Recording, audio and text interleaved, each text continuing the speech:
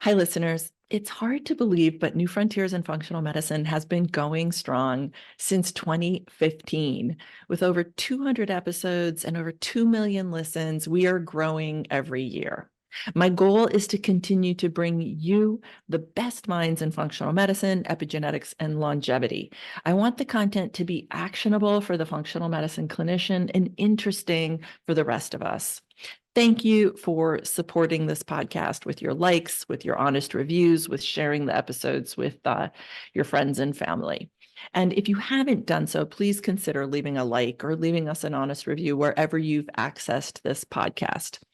Thank you, thank you, thank you to our sponsors. Because of our sponsors, these are companies that I trust, that we vet carefully, that we use in clinical practice, that I use personally. Because of them, everything associated with this podcast is free. If you haven't done so, I suggest you head over to DrKF to the podcast page where you can access the full transcript for every single one of these 200 episodes. And along with that transcript, you'll get an episode summary. You can get the research citations and additional content that is pertinent to the episode. I myself return to the transcript page all the time to pull out a little snippet of information that I want to recall or access a citation. Or better yet, sign up for our newsletter, again, at drfitzgerald.com. And every single podcast episode will drop in your email as soon as it's released. Thanks again. Hi, everybody. Welcome to a New Frontiers in Functional Medicine, where we are interviewing the best minds in functional medicine. And of course, today is no exception. I am excited to have this opportunity to learn from Dr. Valerie Gershenhorn. And I'm going to give you her background. The topic is going to be extremely interesting to you. I think we're going to be shifting our framework a little bit today, but background, and then we'll dive right in. Dr. Gershenhorn is a clinical team member for Diagnostic Solutions Laboratory. She attended New York College of Osteopathic Medicine, where she graduated in the top 5% of her class. She then went on to complete an internal medicine residency at Mount Sinai Beth Israel in New York, where she became chief resident. After staying on for a chief residency year, she earned board certification in internal medicine. She then completed her dermatology residence at Lehigh Valley Hospital and earned board certification in dermatology. She's been practicing dermatology since 2006. Dr. Gershenhorn feels aligned with integrative dermatology because she believes that the skin is a check engine light for what's happening in the body. I love that, the skin as a check engine light. Welcome, Dr. Gershenhorn, to New Frontiers. Thank you so much. I'm so honored to be here. Thanks for having me. We're going to be doing a deep dive into the gut-skin axis, and really, I think, learn a lot from you and your perspective. We were dialoguing prior to me hitting the record button, everybody, and I could tell immediately that this was going to be an opportunity for some expansion of my thinking, especially with you really deep diving into the gut microbiome and skin conditions. So let's just start first of all with how you assess somebody with a skin disorder. Like, how do you think about it? Yeah, it's a great question. So I want to give you the big pictures, like zooming out a little bit. So the skin is arguably the largest organ of the body. Some people say the extracellular matrix and the lymphatic system are, but let's say we agree with the concept that it's one of the, if not the largest organ. But if we look at our organs and our organ systems, they're all made of tissues, and these tissues are made of cells. So if we really want to look at somebody in the true picture of optimal well-being, it should be on a cellular level and even more granular on a mitochondrial level. So the mitochondria are in every cell of our body except red blood cells. And so they're the powerhouse that make energy, help us to really facilitate all of the reactions that happen on a second to second basis. So I try to look at somebody that walks into me on a holistic and yet cellular level. And so we have these systems in our body that are drainage pathways. We have the colon, we excrete bowel movements, hopefully 1 to 3 times a day. And then we have our liver and bile duct system where we have detoxification happening, phase 1, 2, and then 3, where we're excreting. And we have our lymphatic system, which is like the sewer system of our body. We have our glymphatic system, which will drain toxins while we sleep from our brain specifically. So we have all these systems, and I like to look at people in the context of how these systems are functioning for them. So I always ask questions about their detoxification or drainage pathways. So the colon, are you having 1 to 3 bowel movements a day? When we were in medical school, we learned it's okay to have a few a week, but just because it's common doesn't mean it's normal. So if we're not getting rid of toxins, then we're recirculating through the body. So I have a multitude of screening questions I ask about their colon health. And then are they bloated? They have gas. So to me, if they are, that could be a digestion issue. And we want to really look under the hood at their digestive markers. And with their liver, so the liver has 500 jobs. And one of them is to really take glycogen, break it down into glucose. So if they can't fast without getting irritable, if they can't metabolize their caffeine or alcohol well, and they get jittery or easily hungover, these are just screening tools for me, because the truth is that our blood work that we get done, although valuable, is sometimes missing that window. And when we see parameters that are out of normal in blood work, we may have really exceeded the time in which we can kind of help people in a preventative and more proactive versus reactive and reductionist way. And what about lymphatics? I mean, what kind of questions do you probe there? Yeah. So I ask about excessive cellulite. Do they have lots of cysts or lipomas? Because what I've learned in the root cause world is sometimes when our body is magnificent, it's always working for us. So sometimes we might feel a mess, but the mess is really kind of a message to us that we need to look at the real story behind it. So when people cannot get rid of toxins through their lymphatic system, sometimes I'll see they're getting lots of lipomas or cysts, and they have lots of cellulite. They have lots of swelling. They wake up puffy. Sometimes what I see a lot of lymphatic issues is post-surgery. So if people have had surgical procedures, we know that scars will disrupt the movement of extracellular matrix through the fascia. So there is a technique I've utilized and learned called neural therapy, and it uses, it's 100-year-old therapy started in Europe, and it uses procaine, which is a local anesthetic, and you inject it into the scars. And people who are far more experienced than I and have been doing this for 3 decades are using it for more chronic illness, even cancer. But I use it in my office as a scar therapy. So if there are scars, we inject the procaine, which helps to open up that circuitry and allow for better flow. It's amazing for the parasympathetic nervous system. I have patients that come in and say they've never felt more relaxed. And so what I do want to add on that I missed, that drainage pathway, to me, even before talking about that, is how is this person's autonomic nervous system? Are they always in a fight and flight where they can't heal? Are they in a freeze mode where they just can't get out of whatever trauma, emotional or physical, that they've suffered? Because we can never heal a body that isn't in a more balanced autonomic nervous system state. So that's a really important factor. And that's where neurotherapy really has its beautiful, beautiful remedies for me. So yeah, the lymphatic system is so important, and it's often missed. I find a lot of my young women with cystic acne, sometimes their gut testing comes back pretty good, and yet they're terribly constipated.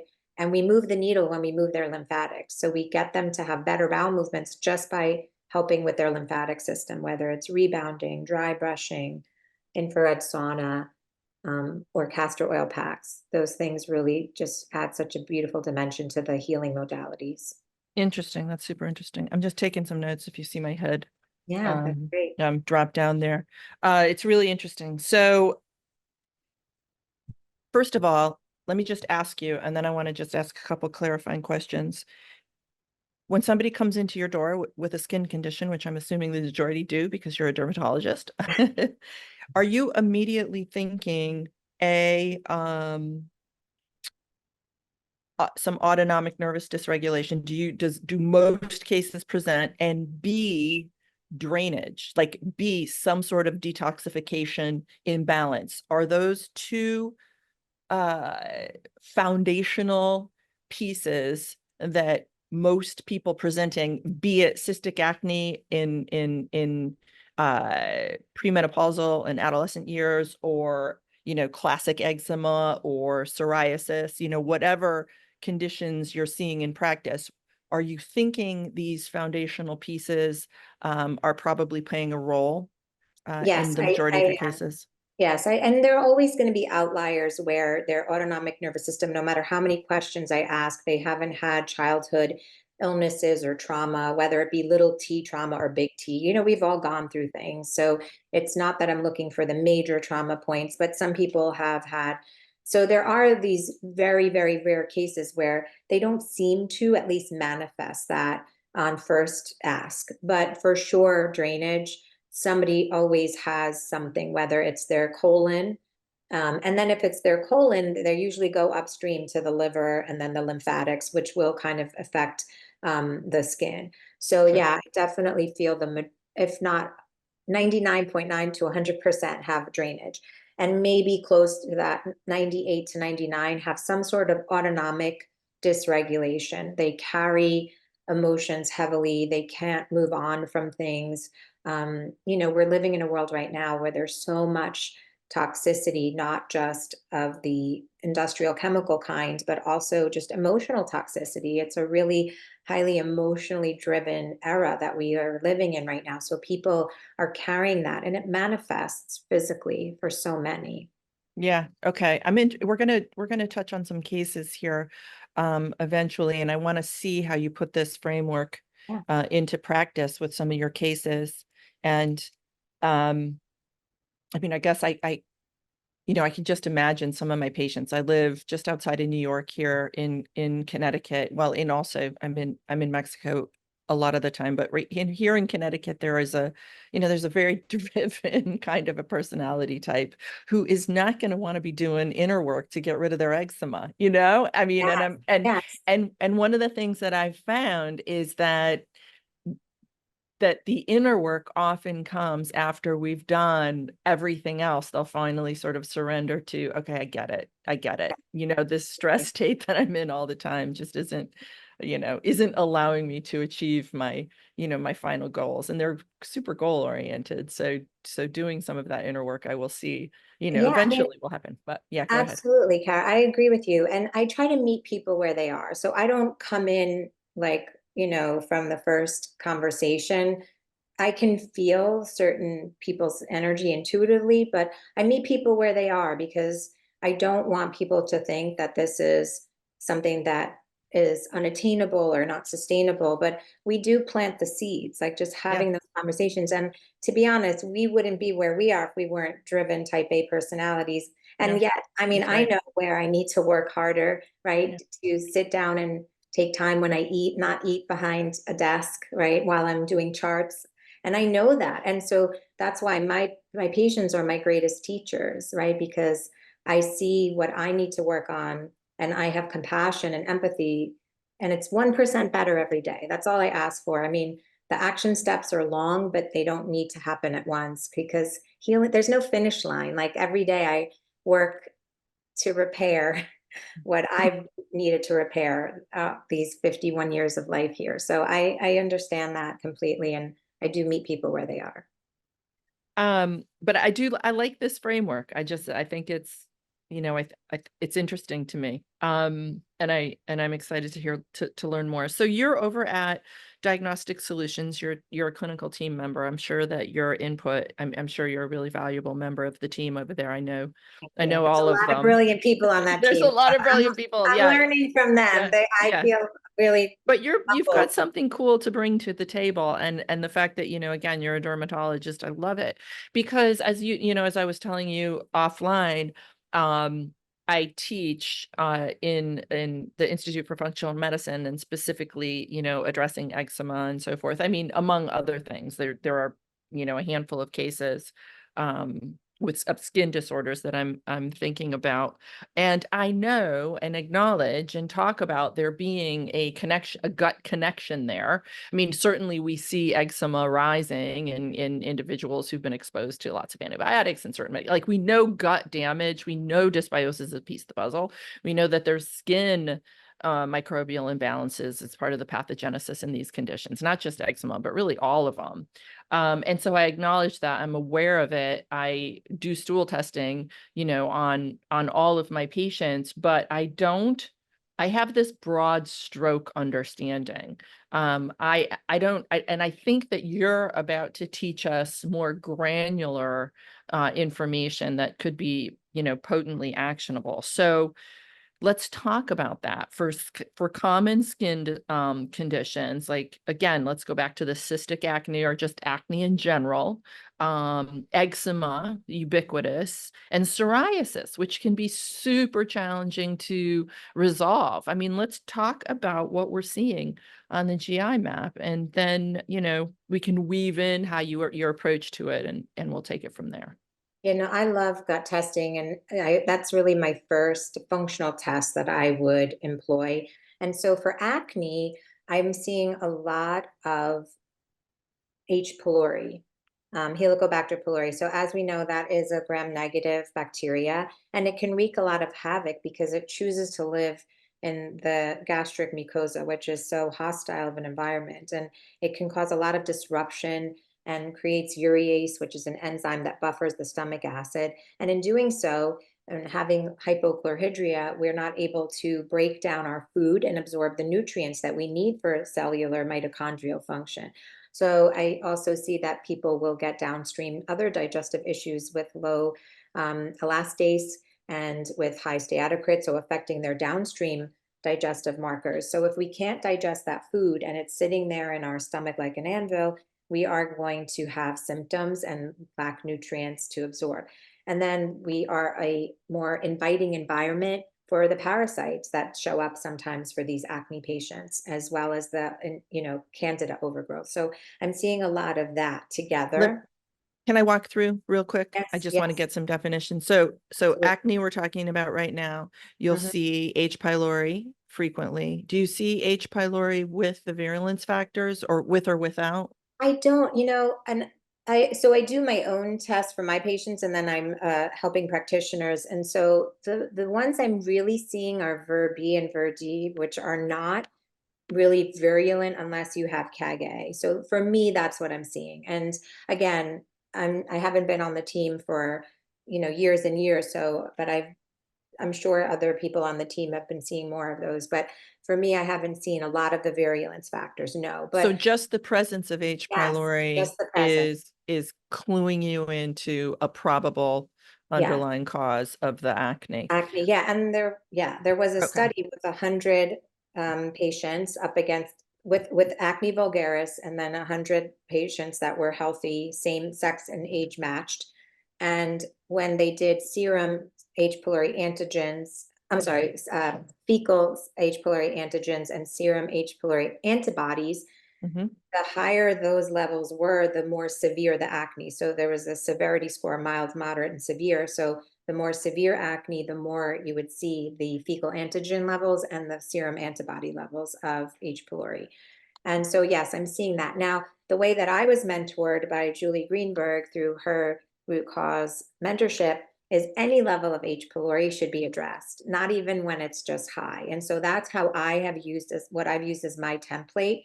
And it's really been successful to be because it causes this particular bacteria causes so many downstream effects. So if you were to look at the GI map and you look at the commensals are good Let bacteria. me let me Yeah. before you jump into that, I just want to clarify too. So elastase, just define that, and then steatorrhea. And I mean, mostly we're talking to clinicians here, but they know. But you're really seeing this cascade of events. The H. pylori is present. It's shutting down, adequate stomach acid. May or may not be symptomatic. It's a thing, even if it's within what the reference limit of the lab would consider okay.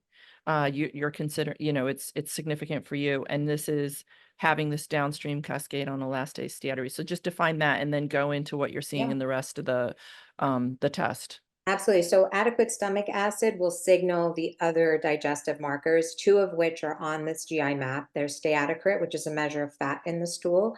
So we like it below detectable levels, and sometimes it will be much higher. And then the elastase is a one of the many pancreatic enzymes that's secreted. So that will be lower than optimal. So we like to see it above 500. So it will be either frankly low or below that 500 level. And so when we see that, we do normally see patients that have bloating and gas, floating stools, undigested food in their stools, and just a whole host of other digestive issues. Okay. So I find Okay. that addressing H. pylori upstream really helps with that. And then our commensals, our good bacteria, tend to show up in high levels. So even though they're good, we want them in normal levels, not too high, not too low. So we'll get a lot of those bacterial phyla, the phyla specifically the categories like Bacteroidetes and Firmicutes, they represent 85 to 90% of our good bacteria, and they will overgrow in the presence of H. pylori too because of digestive issues. And how are you addressing the H. pylori? So I usually do an herbal um, combination. There's obviously room for practitioners who want to do the antibiotics, and there is a resistance gene category, so you can see if there are resistance to fluoroquinolones or any of the other antibiotics used for triple therapy. But I personally use a combination of remedies like mastic gum and different things with DGL, that have DGL in them and zinc, as well as extra mastic gum. And I also employ berberine when it's appropriate if there's no interactions for the patient. What Um, would those be? What are you so concerned for about? berberine, I'm very careful. If somebody's a diabetic and they're on hypoglycemics, I don't want to employ berberine without real caution because it can lower blood sugar. And for some people can also lower blood pressure. And it's, just a very short term, 2 to 3 months, but it's a great antimicrobial. So it's great for acne in that sense as well. But specifically, I use it for H. pylori. I also like to use biofilm disruptors because we know that a lot of pathogens create biofilm under which to hide, Mhm. and from our immune system as well as from the protocols and remedies we employ. So I do like to use biofilm disruptors like black cumin seed oil and N-acetylcysteine for some patients and different enzymes. So it depends. So I do that for about 60 days Okay. generally speaking, and see how patients are doing. Some of the protocols can be robust. So I try to, again, meet patients where they are. Some people don't want to take, 6 different supplements a day, which is understandable. And we reassess where they are based on that. And again, based on the rest of their GI map. So if they have candida overgrowth as a result of H. pylori also causing hypochlorhydria or various other issues, if they were on antibiotics that could happen, then my next step would be to address the candida. How are you helping with digestion? I mean, if you're real clear on hypochlorhydria here, I mean, it's kind of a narrow path to walk if you decide to actually use HCl or if you're using bitters. I mean, how are you walking that journey? And then are you adding digestive enzymes for that low elastase for pancreatic enzyme exocrine support?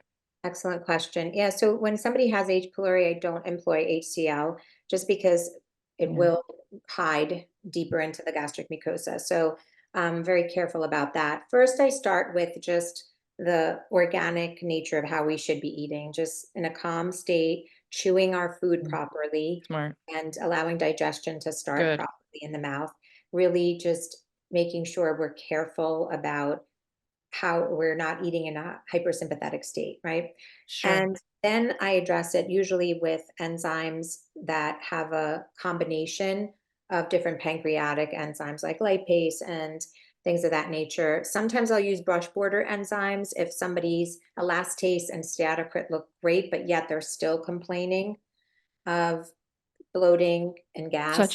Such as what, like So I diamine like oxidase or yeah, what are you yeah, thinking? no, I don't do that, although that is excellent. I have yet to do that unless somebody is really manifesting high histamine symptoms, or they have histamine producers on their GI map. So certain organisms are more prone to producing histamine, like Morganella that shows up a lot, Citrobacter, Klebsiella. I see that a lot with my psoriasis patients, believe it or not. I see a lot of the inflammatory bacteria that show up on page 3 with the opportunistics a lot. But there's a lot of great bush border enzymes like lactase and sucrase and maltase and all those. One particular company I use has that. But I And also, you can go ahead and name oh that yeah, Claire company. Labs has a great Claire. bush border Okay, enzyme. awesome. I use Awesome. theirs. Yeah, I didn't know if I was allowed to No, say. no, no, you can. And Okay. I want to let everybody know that we will put a sample GI map report. Any of the DSL labs we talk about today will pop sample reports onto the show notes so you can track along with us. Yeah, absolutely. And you know what I love for bloating, which also has activity against H. pylori, is meadowsweet, that herb, meadowsweet. It's really lovely and Interesting. it's liquid, so it's easy. They can just have it with their meals. So I find that just through this whole journey, learning from so many really amazing mentors, the process, you just it's like no patient, no one patient will look the same with their. Tell me where you got MetaSuite and how you dose it and you're using it for some of the fallout of hypochlorhydria, the gas and bloating, etc. But yeah, Yeah, go so ahead. MetaSuite I get from Full Script, from Herb Farm. So it's Sure. a liquid in a dark glass bottle. And the directions are taking 4 full droppers a day, but I just have them take 1 full dropper with each meal. And this I reserve for people who are having a lot of bloating and gas and have H. pylori and don't have any elastase or steatocrit that's out of range generally. Or I just employ it, even if they do, just as an extra for H. pylori as well, because it is really powerful and it's great for bloating. So that's the population that I use it in. Okay. And low elastase, you will use pancreatic enzymes? Yes, I will. Yes, Okay. I usually use digestive enzymes. So if I can name names, then Pure Encapsulations has one, and there are many great ones. It's just, as practitioners, we get used to certain Sure. Yeah. brands and regimens. So they have one that's Ultra Digestive Enzymes Ultra without betaine. They have with and without. So I use that. And then for some people who are vegan, because I have some cohort of patients who are, there are some vegan friendly brands, because then they wouldn't be able to take ox bile and things like that. And then if you see any evidence of fecal fat, so if that's up at all, even if it's within the reference limit, you're thinking that that's abnormal. And are you using a digestive enzyme product that just has lipase? I mean, how are you thinking about that? Yeah, so with steatocrit first, I always ask them if they are in a ketogenic diet.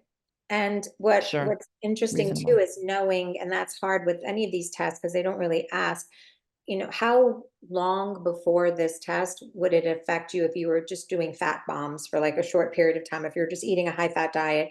So those are the gray areas that I think need attention for sure. But if somebody does have a very high steatocrit, then I really want to dig deeper. Do they also have a high anti-gliadin antibody, which is a marker for gluten sensitivity? And then do we need to investigate if they have celiac disease, so that are they not absorbing fats properly for that reason? So it's really looking Right. deeper.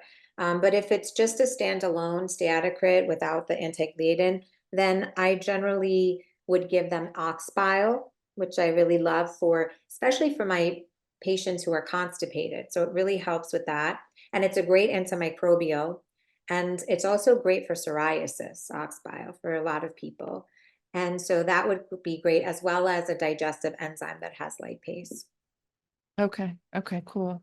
Yeah, that's a good rule out that they didn't just have some mega amounts of fat that morning and then collected their stool specimen and we're just seeing the evidence of the fat bomb in their Yeah, I'm wondering about in that. their fecal bolus. Yeah, you definitely want to rule that out. That would certainly influence it in some people. And so yeah.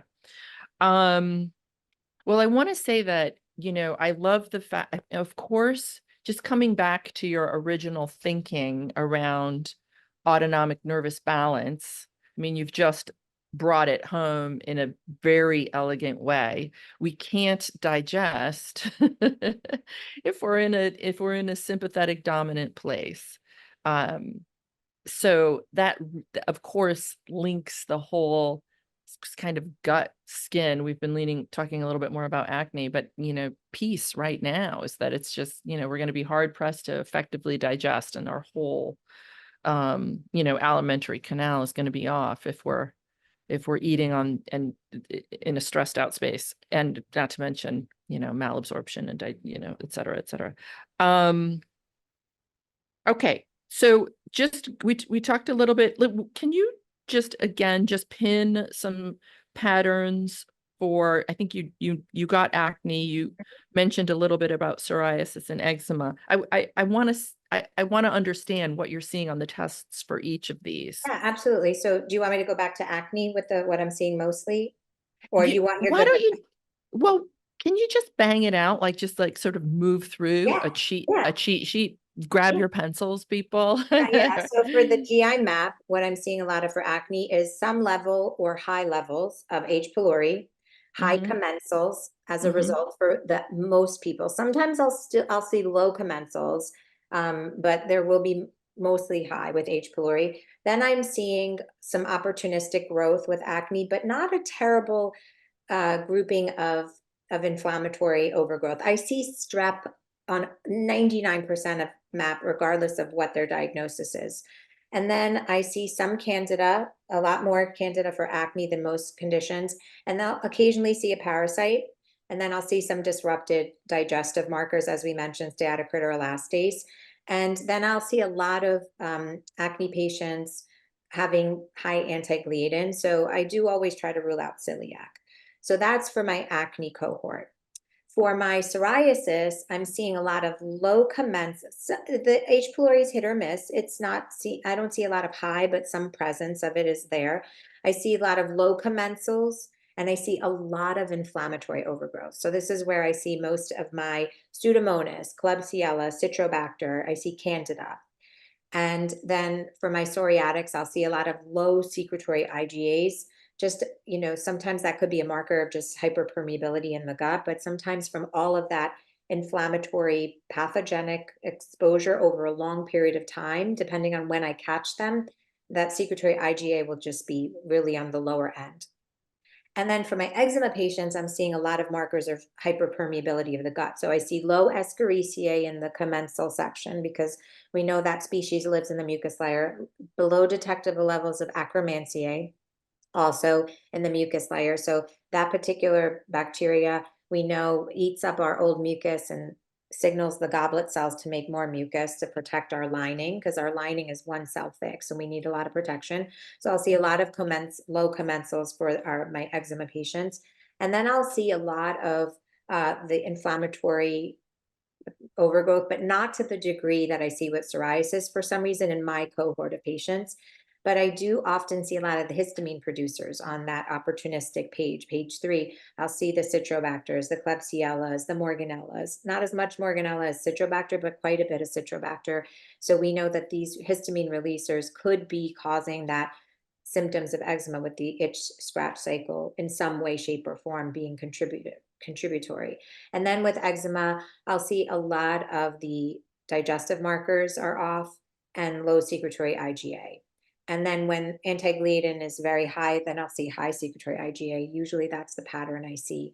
And sometimes calprotectin will be high if they're having some inflammation in the colon. So that's the general gestalt of what I see. Of course, everybody's different, but that's what I've been seeing. And just give me a snapshot. We're going to do some patient cases here in a minute, and so if it's redundant, we can put a pin in this question until we get to your cases. But I want to hear a basic idea around how you're approaching these. We talked about acne, so although I have a question on what you might be doing topically for acne, Yeah, but of course. and then so how you're addressing folks with psoriasis, folks with eczema, given those GI map findings. Yeah. So we can talk about a case I had with somebody with psoriasis in his 60s. He had tried a various number of topicals. He didn't want to do systemics or biologics. He had tried a specific laser that we have for psoriasis. It didn't work on him. So he wanted to really look deeper under the hood. And so we did a GI map, and his GI map, really, he was lacking his commensals. He had a little bit of H. pylori that we worked on. It wasn't high. And he had some high opportunistics that were inflammatory, Citrobacter, Klebsiella, and then he had some digestive issues. He was so committed, he was willing to do the work. His diet, he changed tremendously. So I work a lot on diet. Good. And That was the question we're coming to. So yeah, yeah, weave and it I'm in very as sensitive to the nutritional challenges that we have because it's very complex. But what I always try to tell people, there was a time early on in my career when I was a resident, and I was always talking about diet. And some people are really open. Some people are just like, whether they have a history of disordered eating or they don't want to be restricted, they will shut down once you talk about that. So again, it's about knowing the person sitting in front of you. He was willing, so that's when I know I could come in and say, I really want you to add more fruits and vegetables, but I want you to do it in this way. So for me, managing inflammation is the key for any diagnosis, regardless of eczema, psoriasis, acne, urticaria, whatever it is. So inflammation is the key. So to me, it's about glucose balance. And so if we're eating our veggies and fiber first, and then our protein and fat after, and then we have our carbohydrates last, which can be challenging more than you think, then we have less glucose and insulin spikes. And so we're not like a roller coaster of highs and lows all day, which can lead to acne and inflammation, insomnia, mood swings. So that's a really important part of my protocol for people is food is medicine. And if you're not willing to give up things because you like your pizza, and I'm okay with it because I don't want to lose you just because you don't want to give up pizza, I'm going to tell you to have a big bowl of veggies before your pizza. So those are the things we worked on with him. And he, within 3 months, which is kind of the fastest I've seen, he was just clear and he it was was so clear. grateful. Yeah. Where was his psoriasis? So he had How it on the bad was it? extremities. He probably had about 25% body surface area, maybe 15% body surface area. His arms and legs were really the most involved. And he'll see me every 3 months now just to show me he's still doing well. And sometimes he'll fall off. We have our bad days. He likes to smoke cigarettes. And so again, that's what I'm saying. We work with what we can because it's not about perfection because I'm not perfect. I try hard every day. So I don't expect that for people that sit in front of me because that would not be fair. But he was just so willing and able, and his results were so That's fast. awesome. Yeah, that's quite a bit of Yeah, surface area with psoriasis. I know it's and it can be really difficult.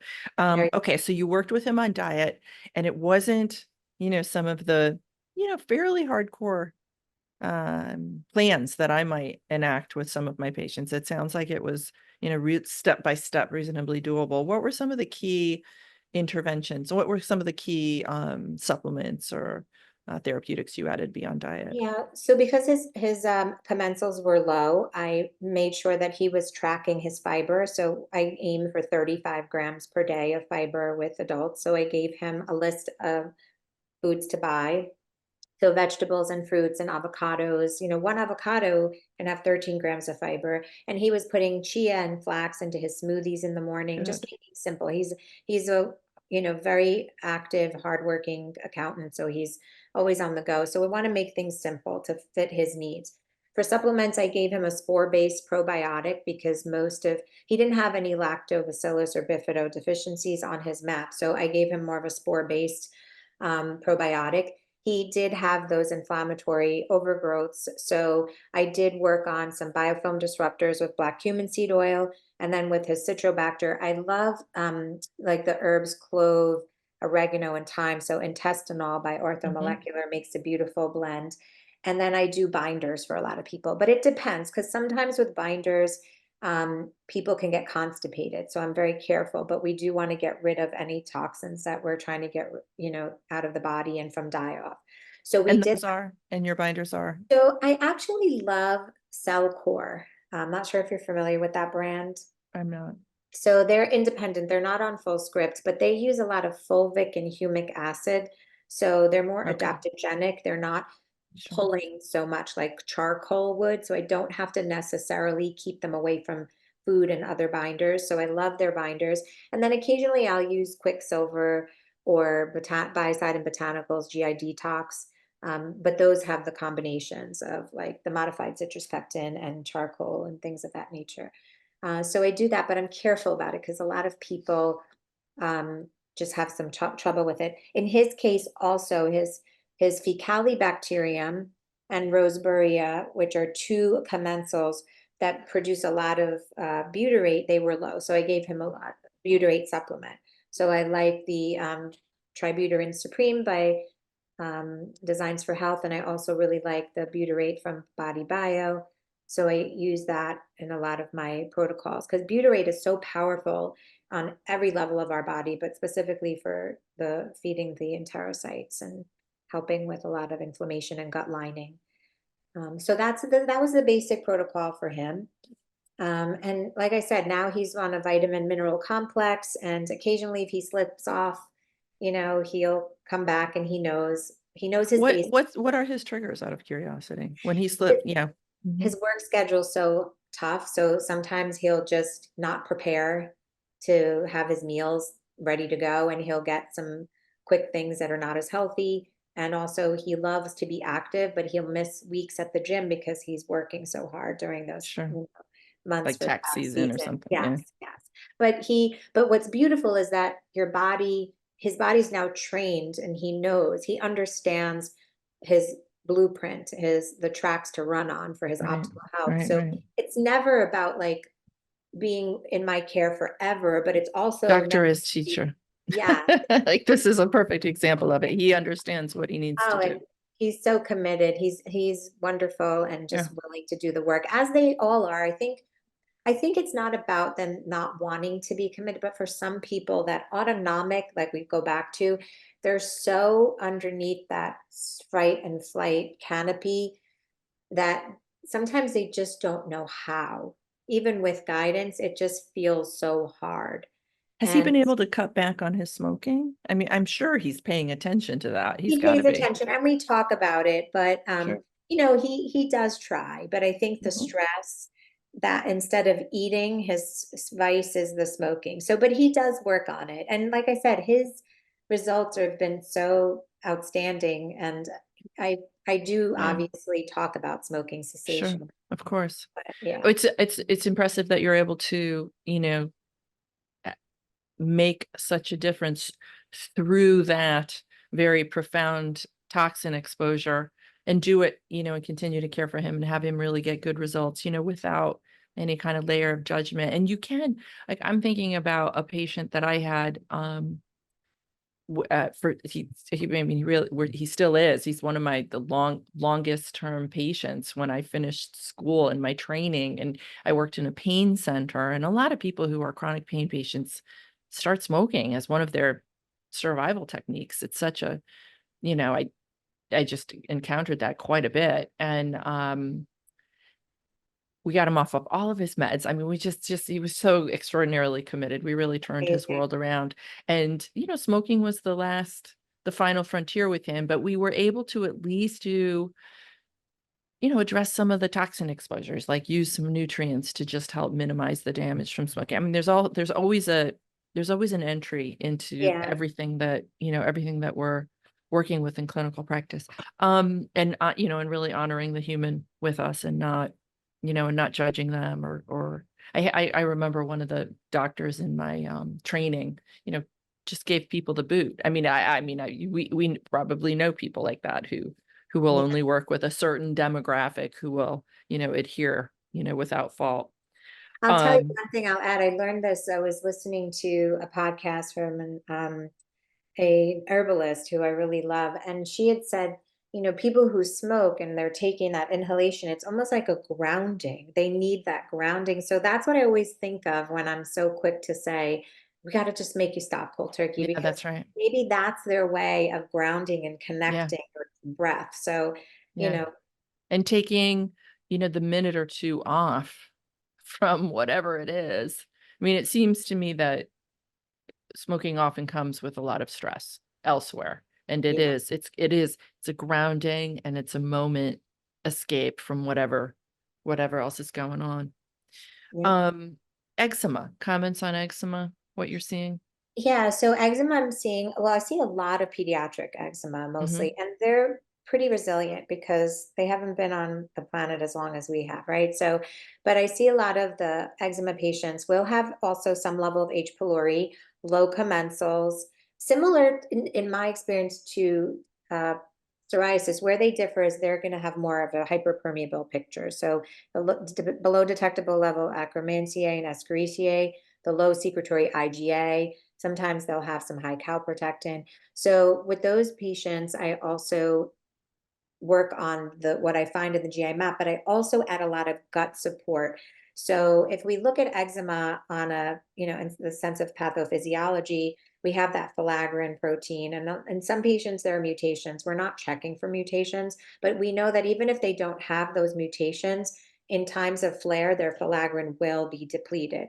And so we know that Hmm. filaggrin will make, on a cellular level, natural moisturizing factor. It utilizes glutamine Yeah. and histidine. It breaks into glutamine and histidine to create natural moisturizing factor. And so I do employ the glutamine and histidine for several months in patients. Oh, interesting. Orally? You'll give them to, Yes. obviously So orally, yeah. yes, for orally. And I see that that really helps. And so there was a study where they showed that histidine can show results similar to a mid-potency topical steroid.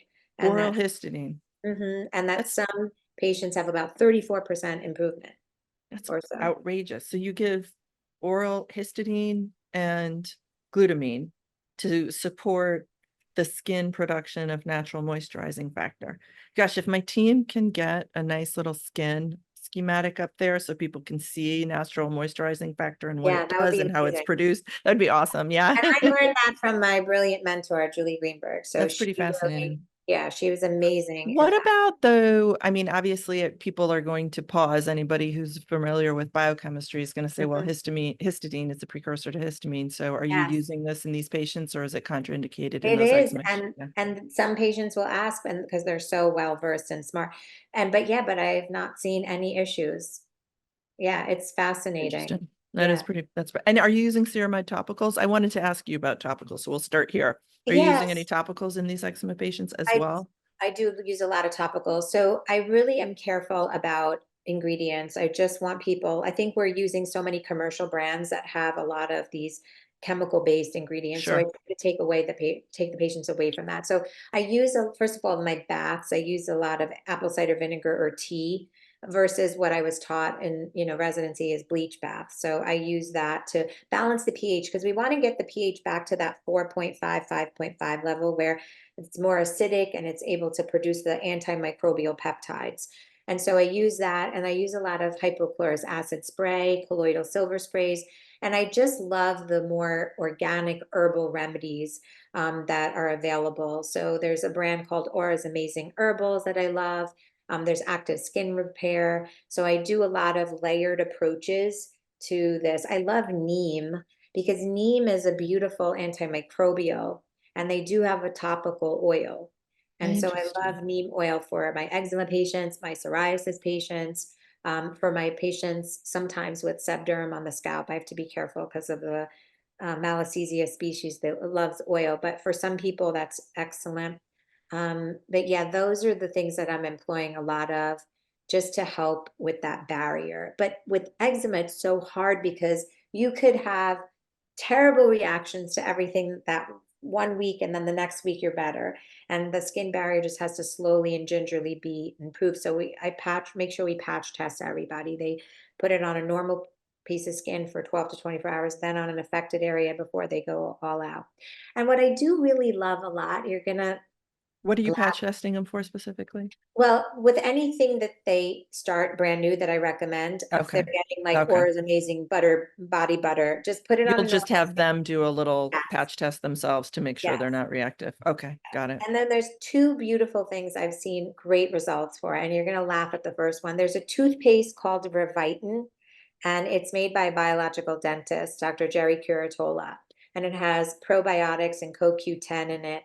And I've used it for a lot of pediatric and adult patients on their eczema topically, and they have great results.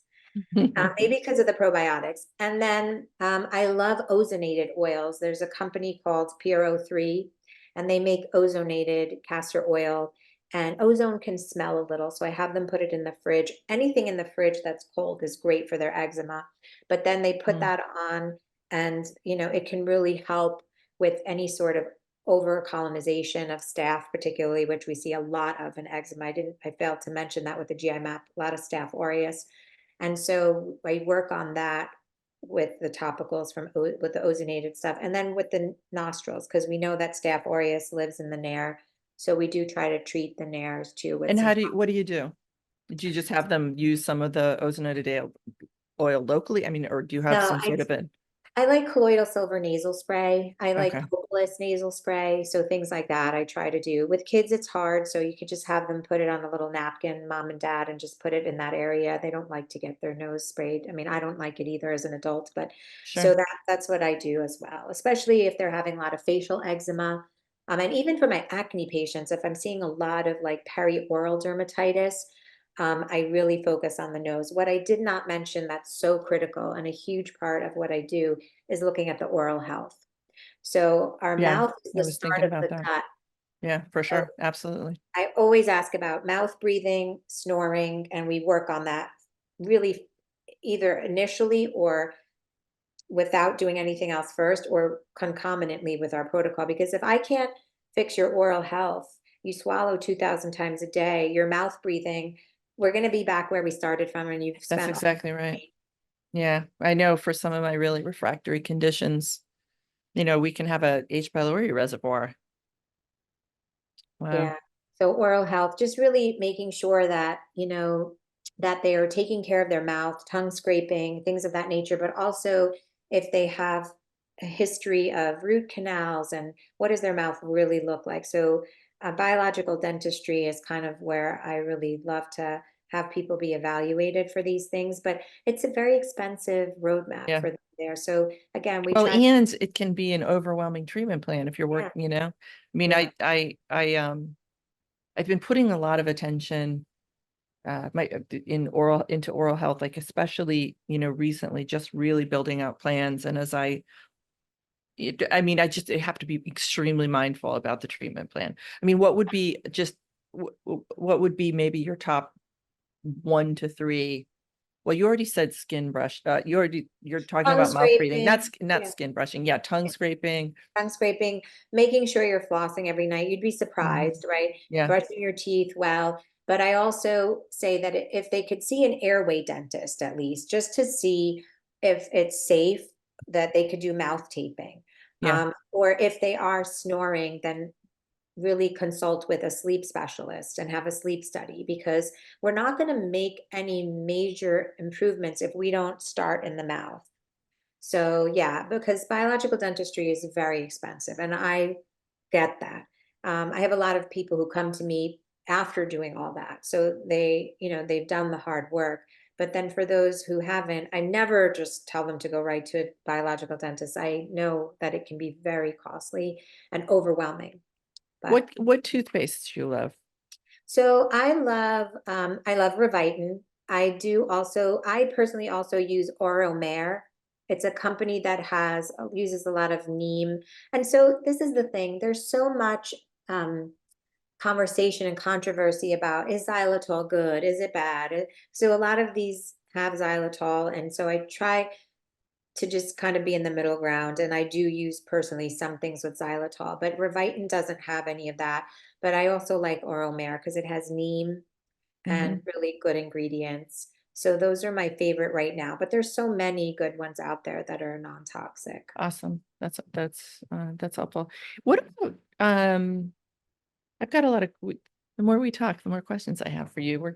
It's going to be a Great. 2-day podcast. I love it. Um, Topicals for acne, out of curiosity. Yeah, so this is a topic that I've really tried to explore. And again, I owe so much to the mentors in my life. So I learned a lot about just ingredients as pore cloggers. So whether you have acne or not, so even for my own skin, I suffered with acne as a teenager, but I've always had large pores. And even certain ingredients that say they're non-comedogenic, they can still enlarge your pores and really do damage. So I was able to like learn about all of these from this particular practitioner that put out a pore clogging list. And I can give you the name of it so that your listeners can tap into it, because they can just hand it out and patients can put stuff in. So I started using this company called Clear Stem, and they have beautiful ingredients that are not pore clogging. They're great for all comers, but specifically their target market is acne. And I've seen really great results. Now, not everybody's going to react well. They've had maybe one person that didn't love the products and it made them worse. But I love their product line for acne. I also love, if you want more accessible, affordable things like Vani Cream Facial Cleanser. That's one of my favorites because there's no comedogenic ingredients. For some people, not everybody, oil cleansing is great. So like argan oil or Abyssinian oil, that's how I use to cleanse my face. And then there's topicals that have niacinamide and zinc as well. So those are really the mainstay of what I use, but mostly it's the Clear Stem line because it uses certain actives like mandelic acid to help unclog pores. It uses reishi and hyaluronic acid and turmeric, a lot of anti-inflammatory things. And so I really like their products for that purpose. Your skin, by the way, for anybody who's listening and not on YouTube watching along with us, I want to say her skin is perfect. I mean, I realize Thanks. we're on Zoom, but your skin is, like it's glowing. It's sort Thank of, you. It's far from perfect, but I worked really, I mean, I suffered with, before I knew better, I was a teenager with acne and I was on all the antibiotics. I even took Accutane, right? Because, yeah, and so that's what drives me so much to like help others to avoid things that could potentially cause problems later on. interesting. Um, Was that part of your motivation to go into dermatology? That Was was that part of it. Yeah, yeah. that was a huge part of it because it really is, they want to tell us that this is not a medical condition. Like when I work with I have a private practice that's all holistic, but then I work in a medical practice that takes insurance, and insurance companies will not understand that this is a medical problem. It's a psychosocial problem. It really impacts young people and older people alike. Like you don't want to leave the house, you really, Yes. it's hard to show up and be who you are because of the way your skin looks. Your skin is a window. Yeah. And that drove me. That's a big driver for why I did what I did, because I mean, yes, I appreciate that. people are crying in my office. It's like so Yes. Yes. heartbreaking. Yes, that's right. That's right. There's a case that I present when I'm teaching at IFM. This young boy, I actually I released a collection of case studies, and his case was in the book back in 2011, so it's been quite a while. But his eczema was he was profoundly self-conscious, actually, and it just reminds me, concurrent to that case, I had a girl in my practice back then. I was in a residency in Atlanta, and she had the same almost disfiguring. It was so severe, and wouldn't he refused to go to school. Like it was so profoundly anxiety producing for him, and they ended up taking him out of school and homeschooling him, and they were desperate and flew around the country wherever they could, to Mayo and to just the top clinics, and were prescribed, really, potent Ah, classes of meds to attempt to turn it off. But yeah, I appreciate that the pain that's frequently not acknowledged, with I skin mean, it stops conditions. you from being who you really are inside, right? It really Yeah. dims your light and you miss Yeah. opportunities. It's really profound. So it's a big deal that we have to really honor the psychosocial aspect of skin disease of any kind. Um, I want to circle back. So there we're really at time here, but I've got just a couple more. We've gone through some cases. This is a font of pearls today. Just really interesting, incredibly useful. I think people are going to like this quite a bit. But labs beyond. So we've focused on the GI map so far, but you're doing other testing. In fact, you actually use organic acids as well, and find those panels to be useful. So I'm curious what you're looking at when you use an organic acids, but also more broadly, some of the standard labs beyond Yeah. what we've talked about. Well, I'll Yeah, start with the standard labs because they're just easier to get done for some patients and a little bit more affordable. So I do love to look at the CBC, the complete blood count with differential, because there are some clues when you look at optimal ranges rather than the reference ranges. So if somebody has a very lower ends of white blood cells. So if it's not between that 5 to 8 level, which I like, it could be that they have a pathogen. Let's say they don't want to pay for a GI map and you just don't know, like it's just too expensive for them and you just do blood tests. So if their white count is below a 5, even though it's still in that normal range, maybe there is some pathogenic stuff. So you could do in some empiric herbs if they are amenable to that. I also like to look at the breakdown. So sometimes if their eosinophils are a little higher, could that be a sign of parasites? If their monocytes are a little higher, could there be like a hidden viral thing? And I do look at a comprehensive metabolic panel to look at their liver functions and their glucose. So I really like that tight glucose control. I'd like it a little below 90. What I also love is checking insulin because nobody checks sure. that in conventional practices. And that's the first sign of metabolic dysfunction or imbalance before your glucose or hemoglobin A1C goes up. So I like it tight, like between a 2 and a 5. And if it's Hmm. not there, then we work on the order at which to eat your food and then maybe institute some, supplements that could help, or just working more on their diet first before any supplements are instituted.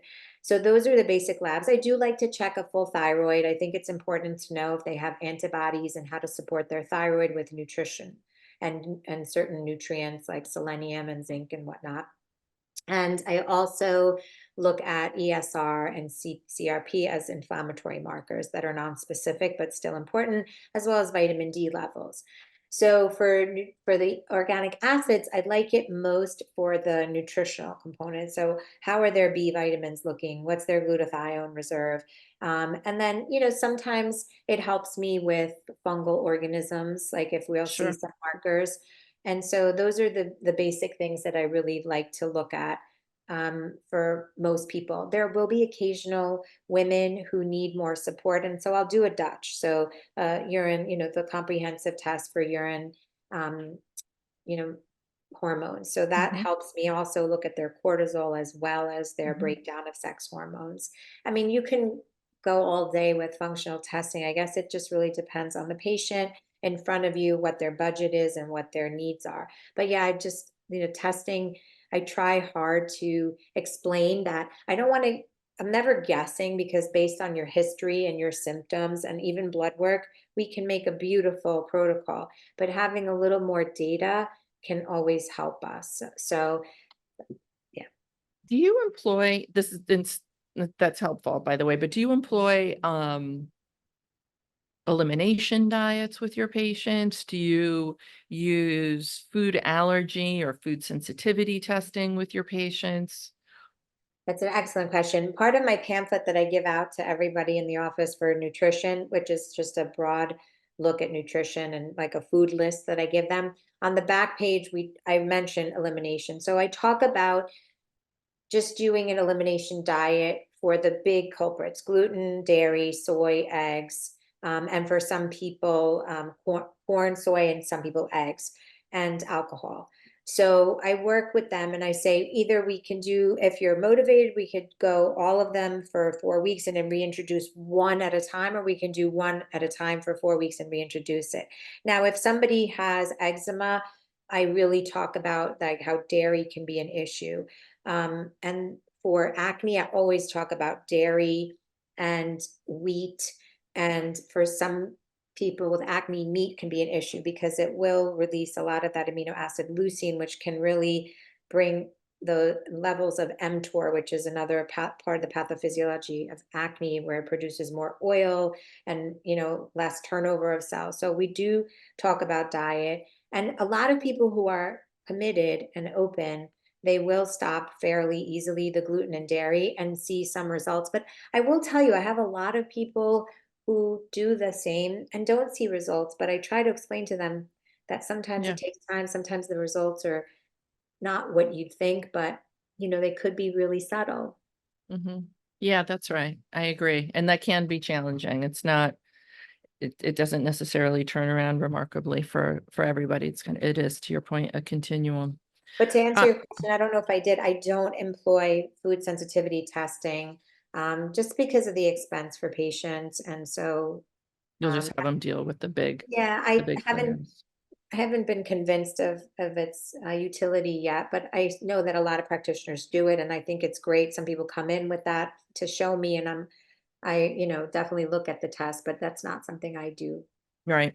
It can be motivating, I think, to Yeah, have the data points, it can right? be. It can Yeah, be. I Although agree. then you have to do some fast talking Yeah, if there's a normal finding and you I actually know. really want them off that food. Exactly, exactly. Um, well, listen, we've covered a ton of stuff. I know that again, I want to encourage people to head over to our show notes page because we'll have the transcription there. You can search on it if you want to go back to find a product or a protocol that we already addressed. We will have some tests up there so that you can look at them. Um, and we'll pull together a summary for everybody as well. So we'll just really try to make the show notes as rich as possible for you. Because yeah, you've shared a lot today. I think you've really shared some interesting perspectives, and I appreciate the work that you're doing. It really makes a lot of sense. Oh, thank you. So I appreciate you too, Kara. I'm really honored. anything anything else you wanted to add that we didn't get to touch on? No, I think I want to just tell practitioners and, people that are taking their own healing journey themselves, whether it's patients or practitioners listening. I think the human body is magnificent. I think it's always working to help us. And we just have to recognize the symptoms as the story that it's trying to tell us. And just don't stop until you find some root cause. And I no, don't say that it's easy, but I just always tell my patients that the first step is they have to believe that their body can heal. And that's kind of my message that I want to add. Yeah, I think that's a that's a great message, and I think it's a great point for us to end on. So again, just where are you practicing, by the way? I wanted to ask you that. Where are you? Yeah, so I'm physically in an office in New Jersey, but I have a license in New Jersey and New York to see virtual patients for my root cause practice. Okay. Okay. So if we can put your contact information on, if you're taking patients, that would Yes, be, I I'm am. sure people, I no doubt in my mind that that's a question with some folks. Okay. So Thank we'll you. Of put your clinic contact on course. as well. Thank you. Um, so Dr. Gershenhorn, again, thank you for joining me, and to be continued. Yes, thank you so much.